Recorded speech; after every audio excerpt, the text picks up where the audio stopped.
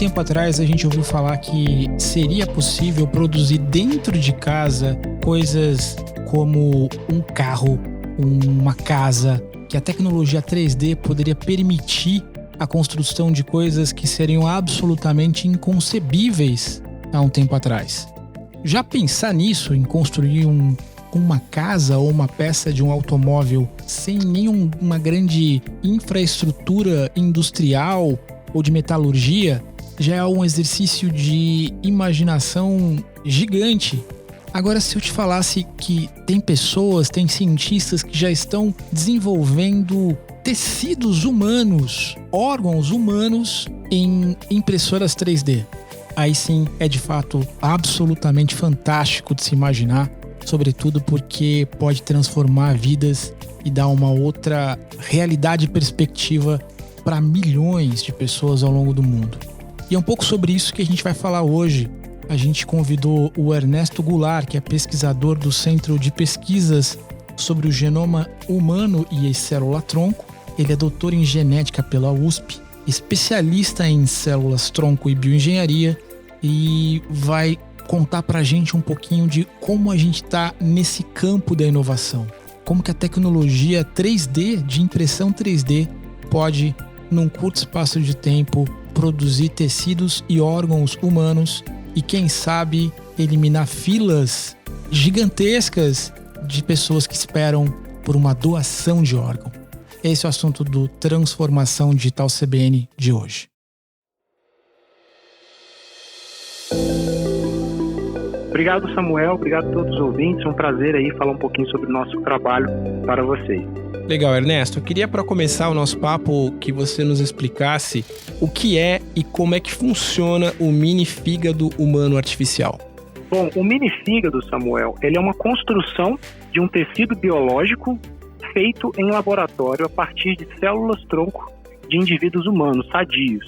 Nós pegamos células, coletamos células desses indivíduos e, através de um longo protocolo em laboratório, nós conseguimos produzir um tecido vivo funcional, ou seja, um fígado humano que funciona em laboratório.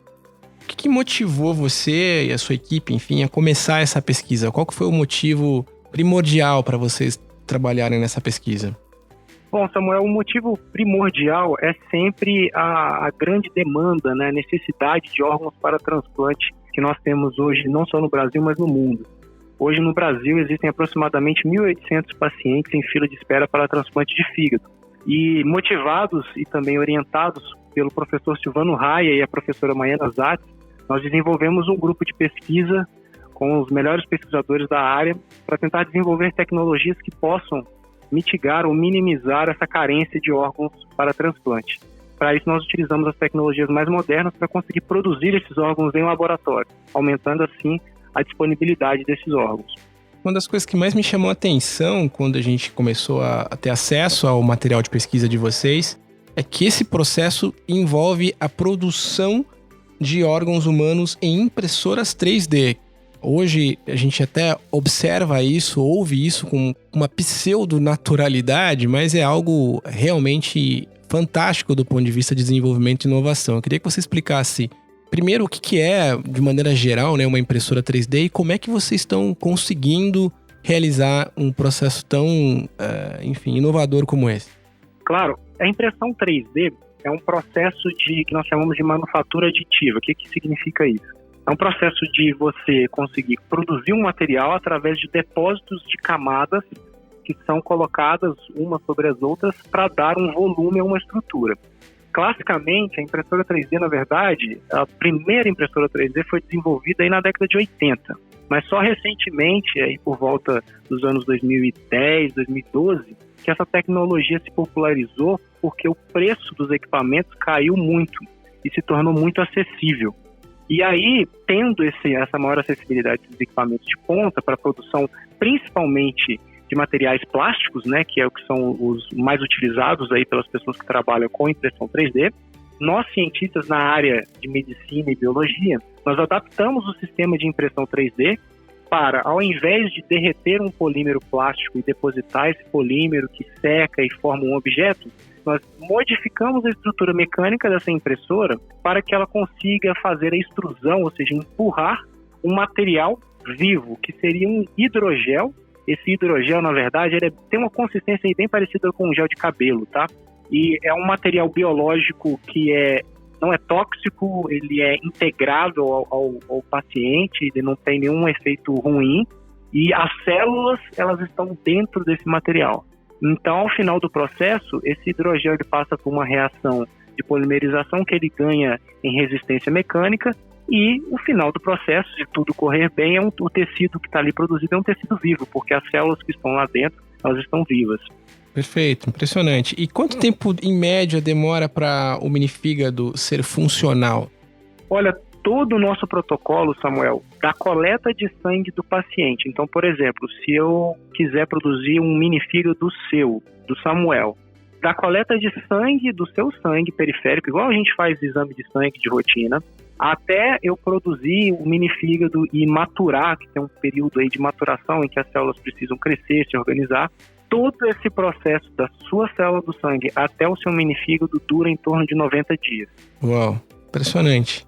Esse tipo de protocolo, enfim, esse tipo de iniciativa, ele já pode ser transplantado em pessoas nesse mundo da pesquisa? Em que momento da pesquisa a gente está para poder ver a aplicação prática disso em seres humanos?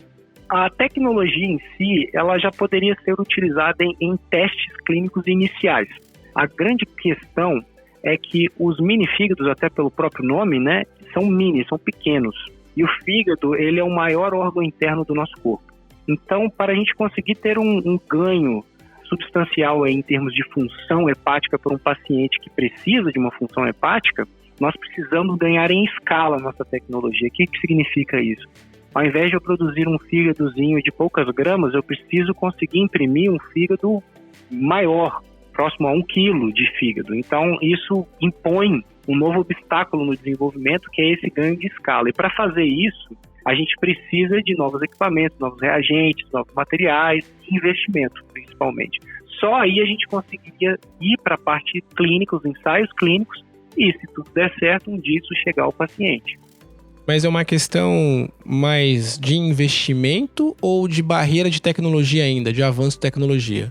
Olha, eu acredito que todo o processo de escalonamento de tecnologias impõe também barreiras de desenvolvimento tecnológico também. Mas eu acredito que seria mais uma questão de investimento, que seria o grande gargalo nesse momento.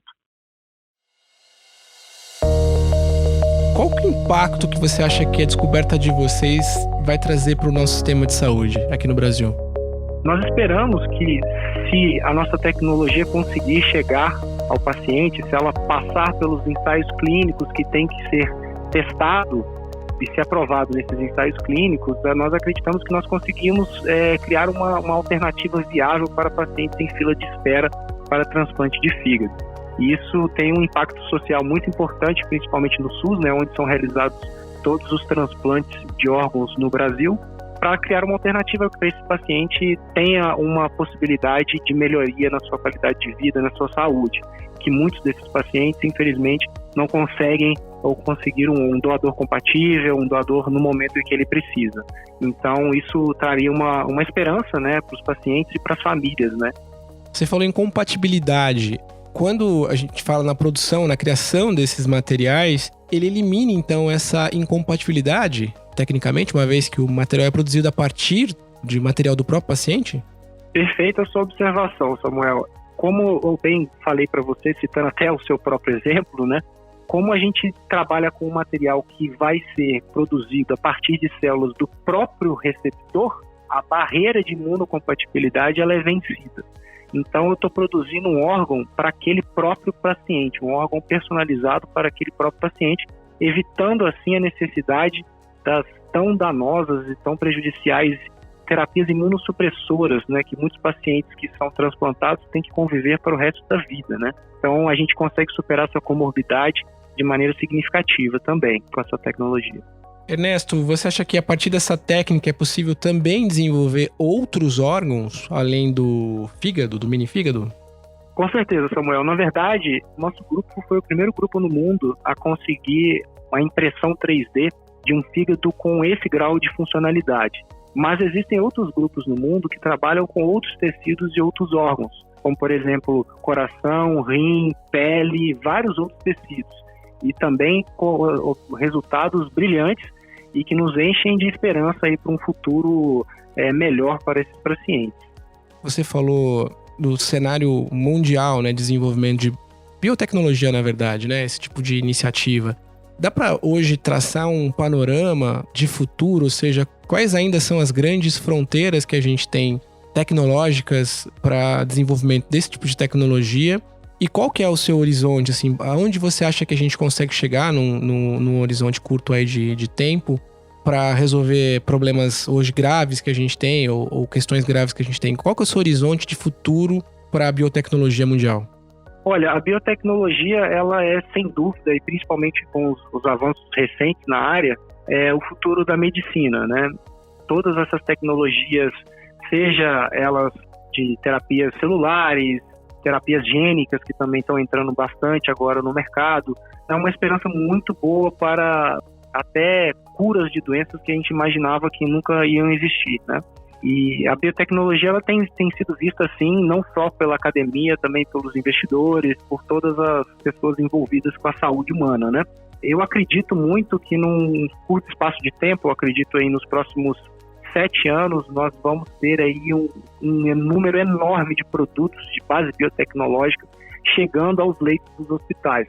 Hoje, principalmente com a nova regulamentação da Anvisa para os produtos chamados de produtos de terapias avançadas, que englobam todos esses produtos, tanto os de bioimpressão quanto os de terapia gênica, mostra que a Anvisa e o Ministério da Saúde estão investindo tempo e esforço para regulamentar esses produtos para que eles cheguem aos pacientes. Então, acredito que isso é um horizonte muito curto. Eu estou falando aí no prazo de 7 anos vão existir vários produtos assim, eu acredito, disponíveis aos pacientes. O grande desafio é tornar esses produtos acessíveis. Esses produtos, normalmente, eles chegam ao mercado com preços extremamente elevados. E a grande questão é nós aprimorarmos as tecnologias, aumentarmos a disponibilidade desses produtos para baratear o preço final deles. Isso vem naturalmente. Toda tecnologia, quando ela chega ao mercado, ela entra com um preço muito alto. Não só na área de saúde, né? Mas conforme a competitividade do mercado vai se mostrando mais forte, novos produtos vão entrando, esses preços tendem a baixar. Então, eu acredito que o horizonte curto é esse.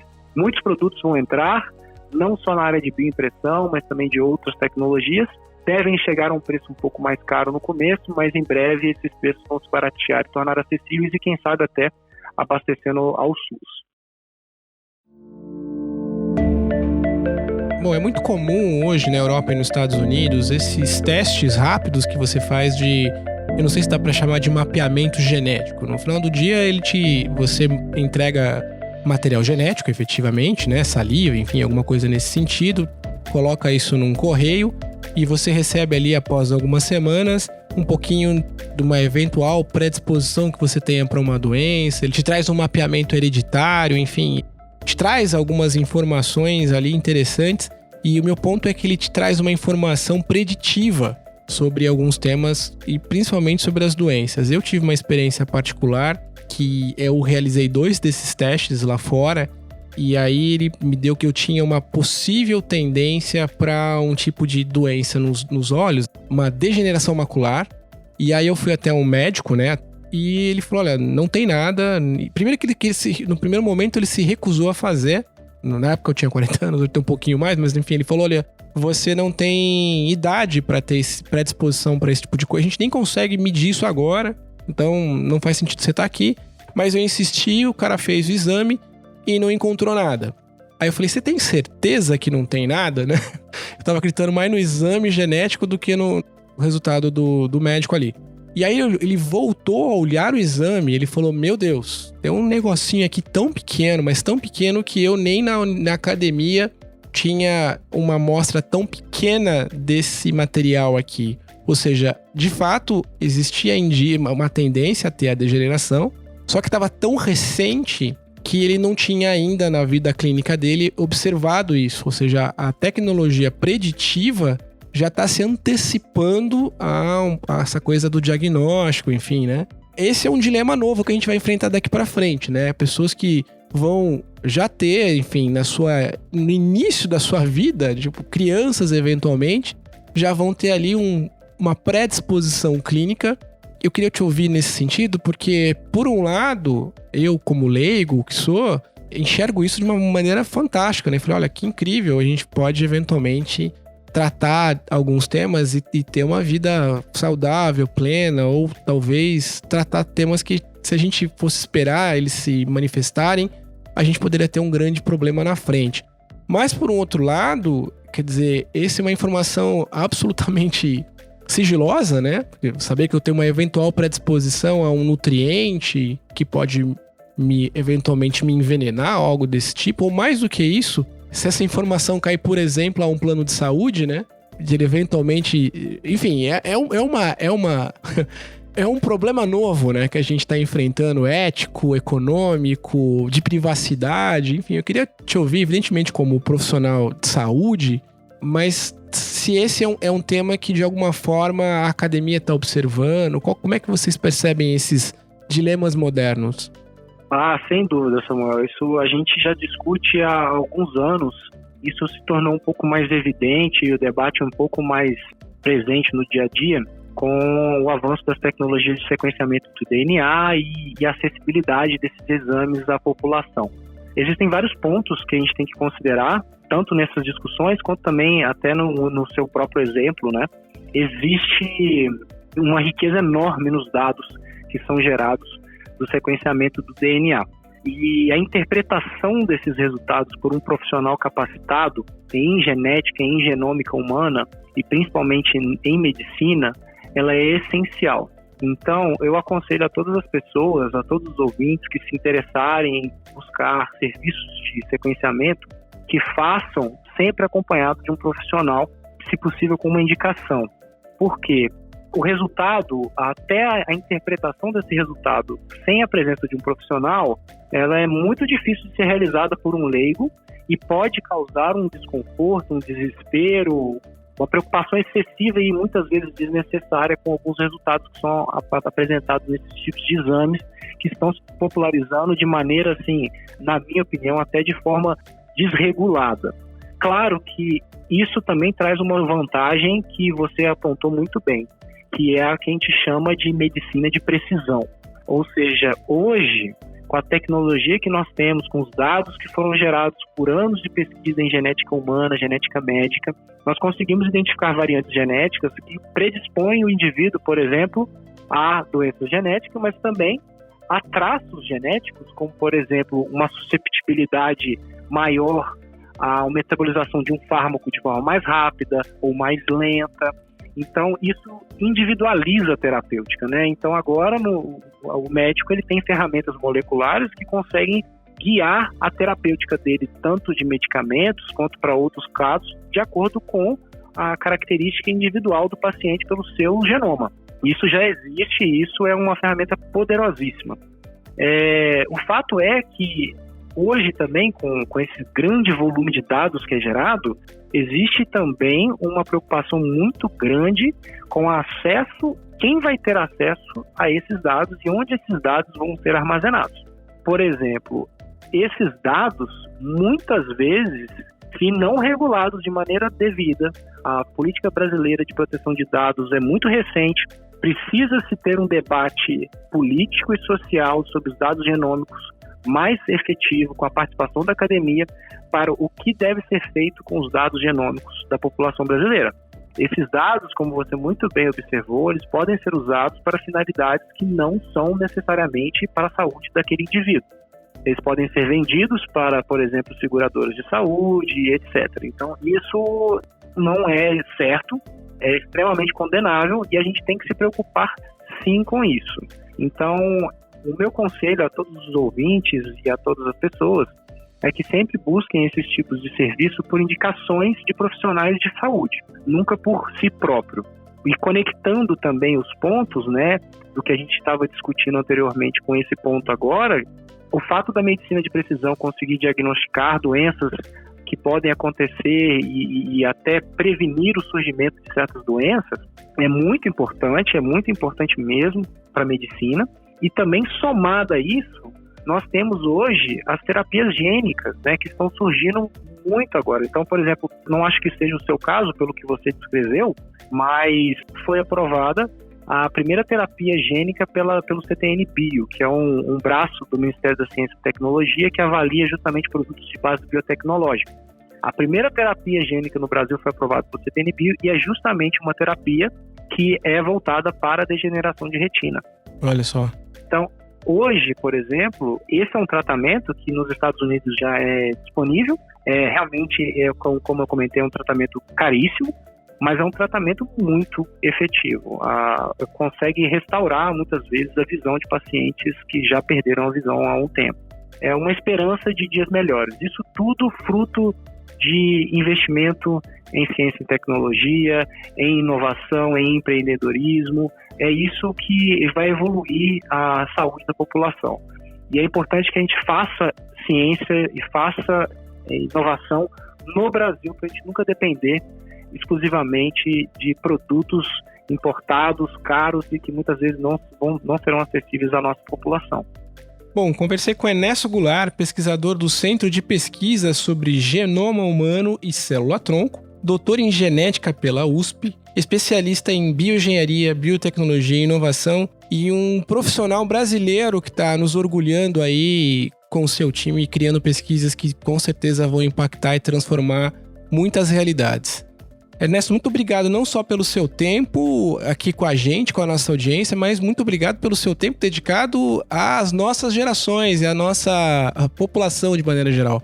Obrigado mesmo e parabéns mais uma vez pelo seu trabalho, enfim, pelas iniciativas.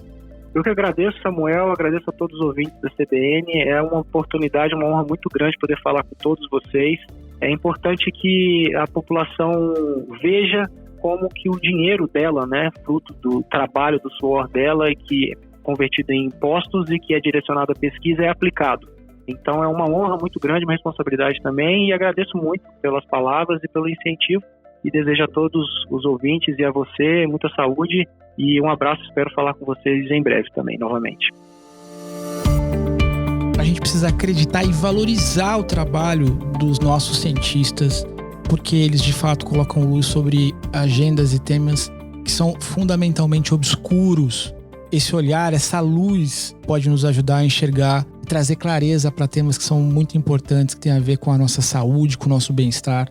Então a gente sempre que possível vai celebrar essas pesquisas, celebrar esses profissionais que estão sendo tão importantes em todas as grandes dificuldades que a gente vem percebendo ao longo dos últimos anos.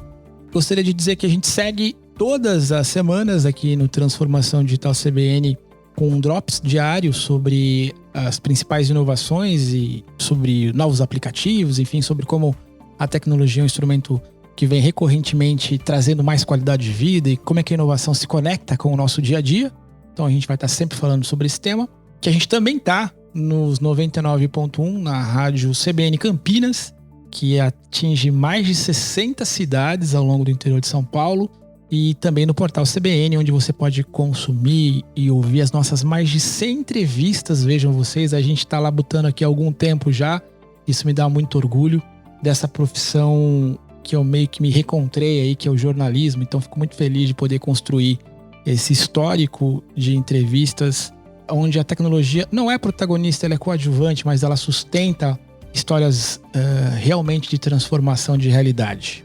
Bom, é isso. Espero que você tenha gostado do programa. Me procure nas redes sociais no @SamuelLeite. Cuidem dos seus, fique bem e até a próxima.